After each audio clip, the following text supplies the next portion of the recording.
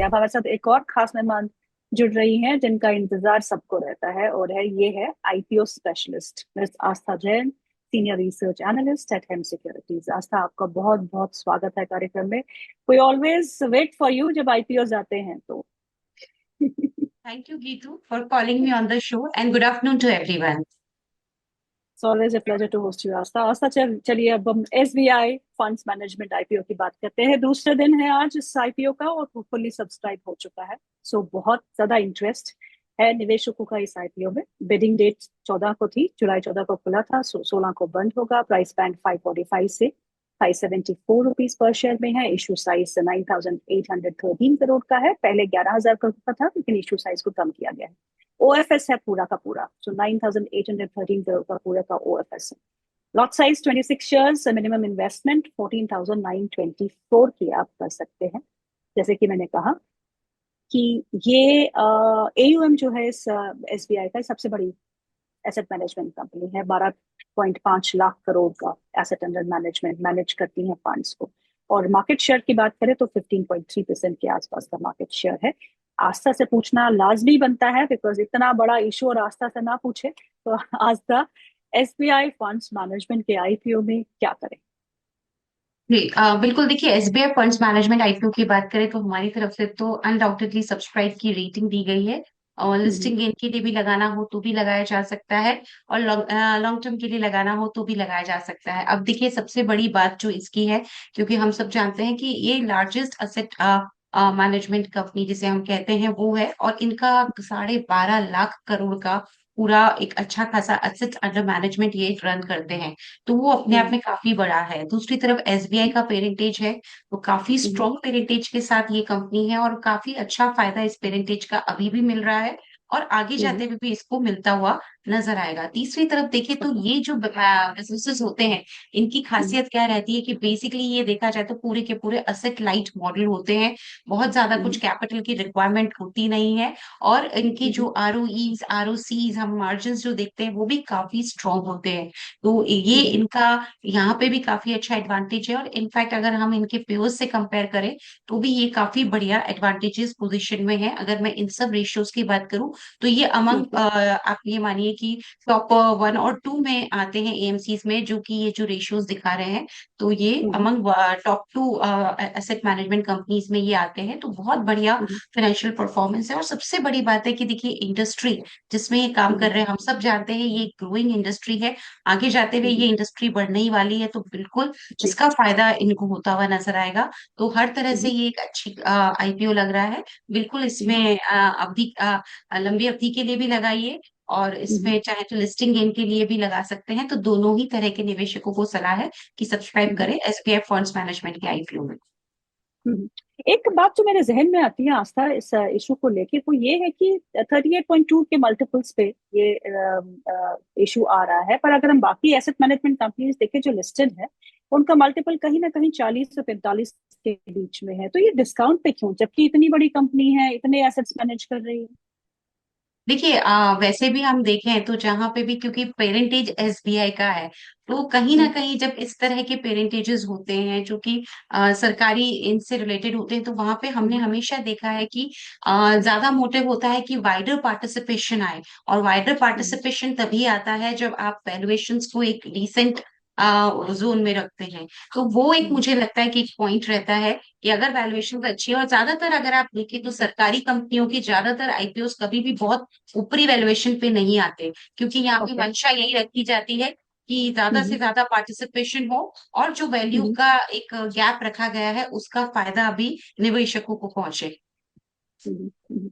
और अगर हम इसके फाइनेंशियल्स की बात करते हैं आस्था, तो 20% कंपाउंड एनुअली अगर देखें तो कंपाउंडेड ग्रोथ दिखा रहा है फॉर स्ट्रेट 3 इयर्स में। अगर देखें ये जो ग्रोथ है विजा विज द अदर एएमसीज, ये आपको लगता है कि कंसिस्टेंटली परफॉर्मेंस ऐसे ही करते रहेंगे, सस्टेनेबल एट दीज लेवल? जी बिल्कुल। और ये जो ग्रोथ है ना, अगर मैं इसमें आपको मोटा मोटी बात करूं तो टॉप लाइन में भी इनका CAGR 37% का है, ऑपरेटिंग प्रॉफिट हम्म। CAGR 42% का है। और मतलब देखा जाए तो बहुत बढ़िया CAGR से ये ग्रो कर रहे हैं, कहीं दिक्कत नहीं है। और डेफिनेटली जैसा मैंने अपने ओपनिंग रिमार्क्स में भी कहा था कि ये इंडस्ट्री ग्रोइंग इंडस्ट्री है, ग्रोइंग हम्म। इंडस्ट्री है, तो डेफिनेटली ये इंडस्ट्री आगे बढ़ती रहेगी। और इनका हम्म। भी जो ये कंसिस्टेंसी है वो मेंटेन रहेगी जो इन्होंने CAGR ग्रोथ दिखाई है, क्योंकि इंडस्ट्री में हम्म। पोटेंशियल काफी अच्छा है।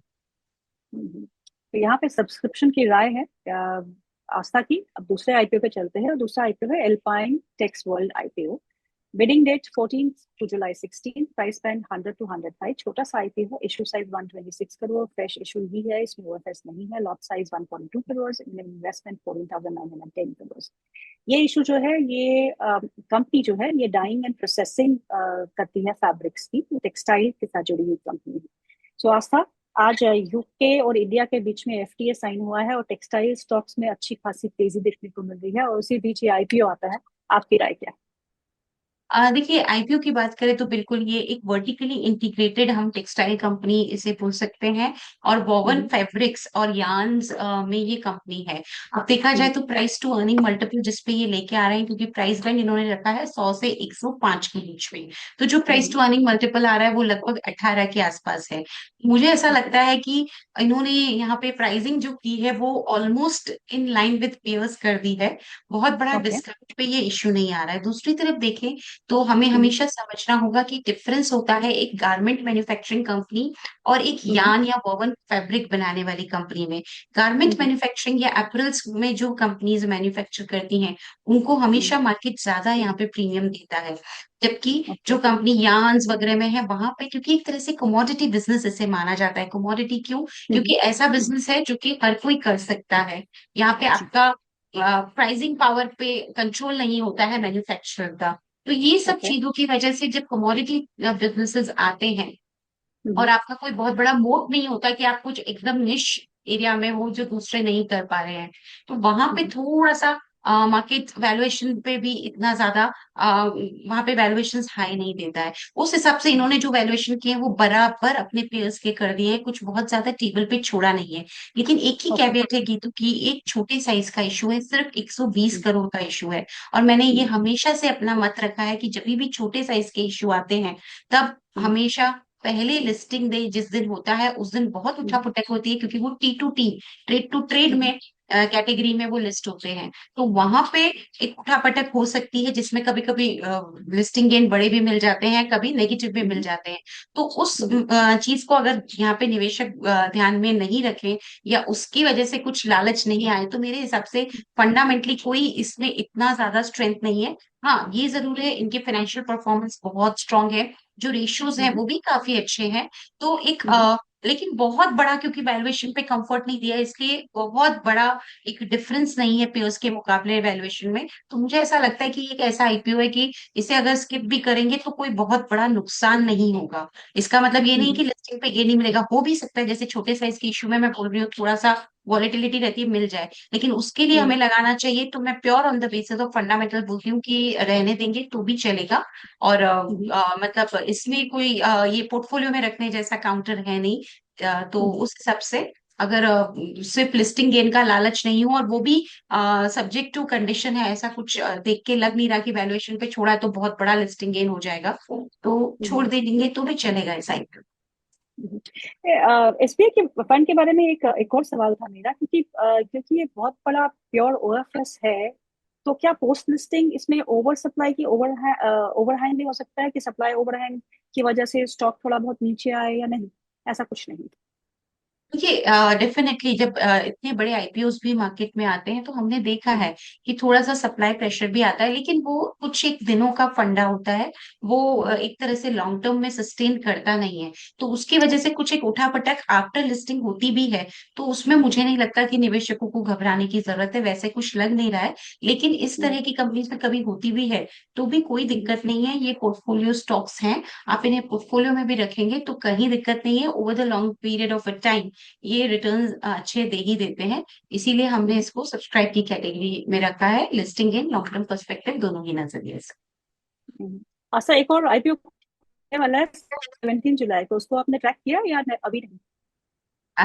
जी बिल्कुल, उसका नाम कैलिबर माइनिंग है। जी। और उस पे भी बिल्कुल यहाँ पे काम चल रहा है। तो वैसे ओके। प्राइमा फेसी देखा जाए तो वो जो हम्म। कंपनी है वो भी हमें ठीक लग रही है। क्या हम्म। करती है वो, बेसिकली देखा जाए तो माइनिंग और लॉजिस्टिक एक तरह से हम्म। सर्विसेज प्रोवाइडर है। और इनका जो हम्म। मेजर रेवेन्यू आता है 85% वो कोल इंडिया की जो सब्सिडरीज है वहां से हम्म। आता है।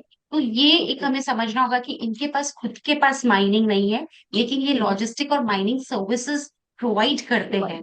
तो वो ओके। प्रोवाइडर की कैटेगरी में ये आते हैं। अब अगर मैं इनकी ऑर्डर बुक देखूं तो ये तो ऑर्डर बुक बेहद शानदार, लगभग 5x।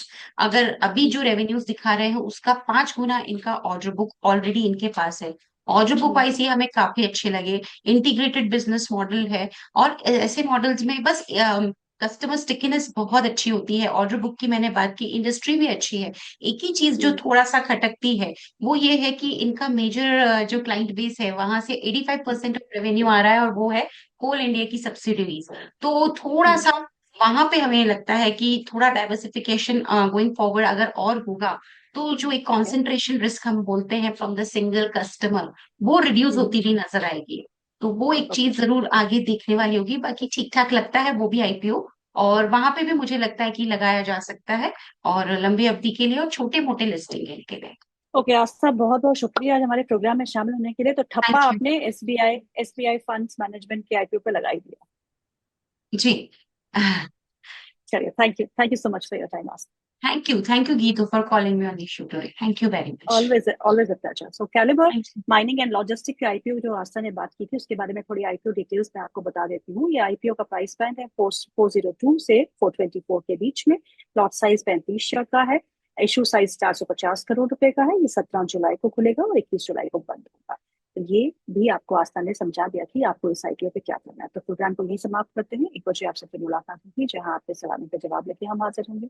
Thank you so much for being with us and keep watching Jargon Business.